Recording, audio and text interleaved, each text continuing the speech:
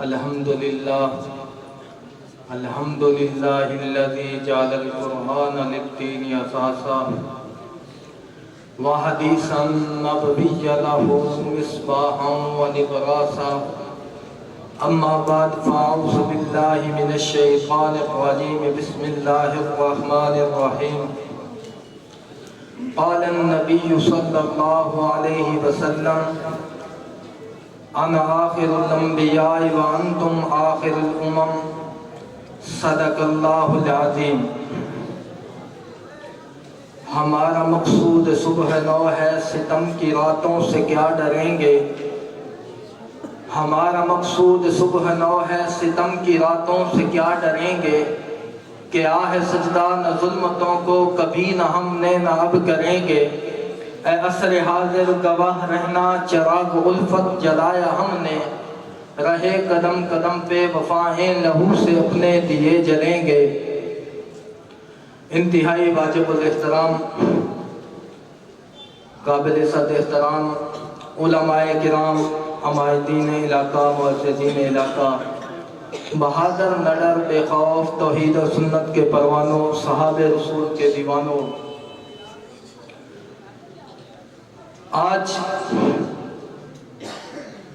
ایک عظیم الشان عنوان پہ کانفرنس منعقد ہوئی ہے۔ ہمارے بزرگوں نے بہت بڑی قربانی دی۔ یہ قربانی کوئی معمولی قربانی نہیں تھی، یہ قربانی میں 10,000 لوگوں نے اپنی جانوں پہ کھیل کے پیغمبر علیہ السلام کی ختم نبوت کا دفاع کیا۔ اور میں صرف ایک ہی واقعہ بیان کر کے اجازت چاہوں گا کہ جب 1953 میں تحریک چل رہی تھی، جس کو شروع جب 1952 میں مرزا بشیر الدین محمود نے کہا تھا کہ آندھیوں تم اب تیار ہو جاؤ، اب ہم ایک اسٹیٹ بنانے والے ہیں، ہم اپنی ایک ریاست بنانے والے ہیں، تاکہ وہاں ہم اپنا تسلط قائم کر سکیں، اپنا مکمل حکمرانی قائم کر سکیں۔ جب 1952 گزر گیا، چنیوٹ کے شہر میں 1953 میں حضرت امیر شریعت سید عطا اللہ شاہ بخاری رحمت اللہ علیہ نے بیان کرتے ہوئے فرمایا کہ بیٹا بشیر الدین محمود، تیرا 52 گزر گیا ہے، اب ہمارا 53 شروع ہو چکا ہے۔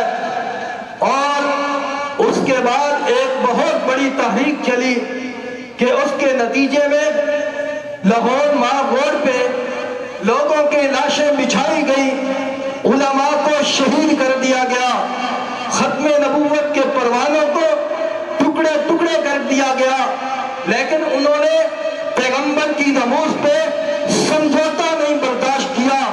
انہوں نے اپنے بچے یتیم کروا دیے، اپنی بیویوں کو بیوگی کے داغ سے داغدار کر دیا، سب کچھ قربان کر دیا، لیکن آپ کا صلی اللہ علیہ وسلم کی ناموس ختم نبوت پہ آج برداشت نہیں کی۔ تو اس کے بعد جب ظاہراً طور پہ 53 کی تاریخ ناکام ہوئی، تو ایک افسر آ کے حضرت امیر شریعت رحمت اللہ علیہ سے پوچھنے لگا کہ حضرت آپ کی تحریک کا کیا بنا، آپ نے اتنے لوگ مروا دیے، کیا فائدہ ملا؟